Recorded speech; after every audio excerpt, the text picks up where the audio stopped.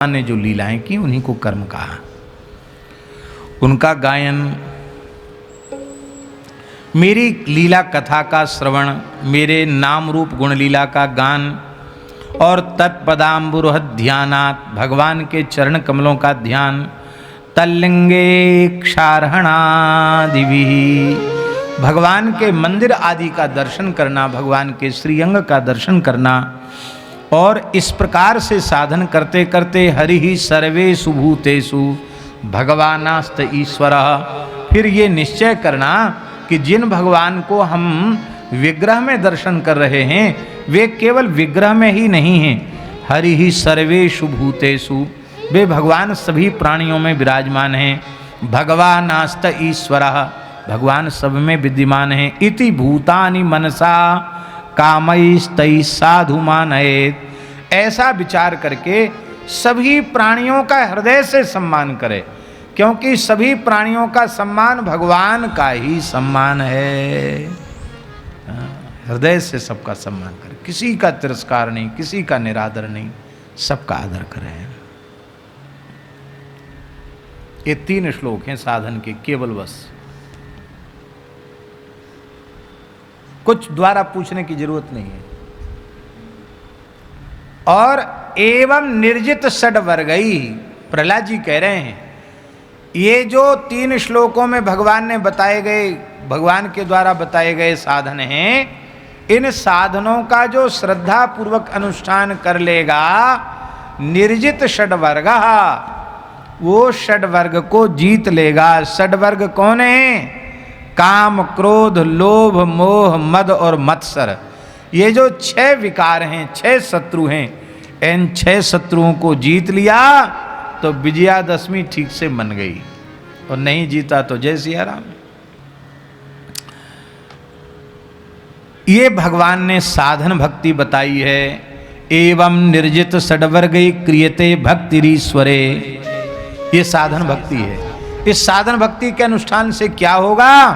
बोले वासुदेवे भगवती यया संलभते रतिम, इस साधन भक्ति का अनुष्ठान करने से वासुदेव भगवान के चरण कमलों में रति की प्राप्ति हो जाएगी, माने प्रेम लक्षणा रसरूपा भक्ति की प्राप्ति हो जाएगी। ध्यान में ही बात, साधन भक्ति के अनुष्ठान से साध्या रसरूपा प्रेम लक्षणा भक्ति सहज प्राप्त हो जाएगी। बोले कैसे पता चले कि प्रेम लक्षणा रसरूपा भक्ति प्राप्त हो गई है? आहा, पता कैसे चले? निशम्य कर्माणि गुणान तुल्यान वीर्याणि लीलातनु विकृतानि यदाति हर्षोत् पुलकाश्रुगदगदं प्रोत्कण्ठ उद्गायति रौति नृत्यति। जब प्रेम लक्षणा रसरूपा भक्ति प्राप्त हो जाएगी तो भगवान के चरित्रों का श्रवण करते ही, भगवान के गुणों का श्रवण करते ही आनंद से हृदय सिहर उठेगा, रोम रोम खिल जाएगा,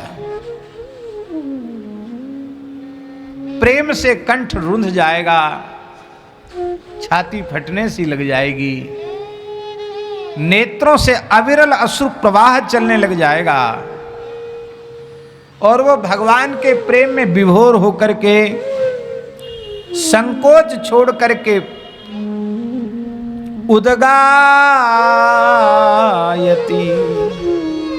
उच्च स्वरेण गायत, उच्च स्वर से भगवान को पुकारने लग जाएगा, चिल्ला चिल्ला कर कीर्तन करने लग जाएगा, नाचने लग जाएगा। जब भगवान का भक्त पूज्य श्री गोपालाचार्य जी महाराज ने ये भाव दिया था जो हम कहने जा रहे हैं। श्लोक बोल करके बोला था, श्लोक मुझे स्मरण नहीं।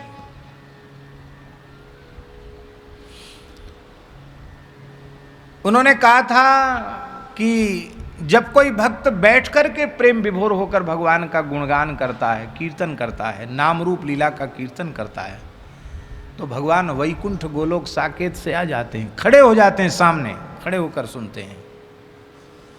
जब भक्त प्रेम में और अधिक विभोर होकर खड़ा हो जाता है, भगवान नाचने लग जाते हैं। और जब भक्त नाचने लग जाता है तो भगवान नृत्य करते हुए उसकी परिक्रमा करते हैं और उसकी पाद धूल को बार बार अपने सिर पर चढ़ाने लग जाते हैं। आहा, ये है। पर कीर्तन हो कैसा, श्रीमन महाप्रभु जी जैसा वर्णन कर रहे हैं। नयनम गलदश्रुधारया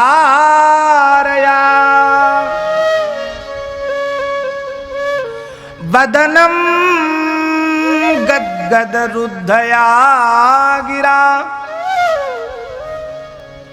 पुलकैर निचितम बपुः कदा तब नाम ग्रहणे भविष्यति। हे नाथ, ऐसा भाग्यशाली क्षण हमारे जीवन में कब आएगा? आपका नाम लेते ही, कीर्तन करते ही नेत्रों से अविरल सुधार बहने लग जाएगा, कंठ भर आएगा, हृदय भर आएगा।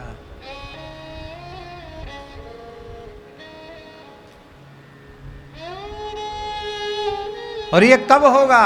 जब ऐसी तीव्र व्याकुलता होगी। युगायितम निमेषेण त्रुटुर्युगायते त्वाम पश्यताम। एक एक क्षण युग के जैसा बीत रहा है बिना देखे।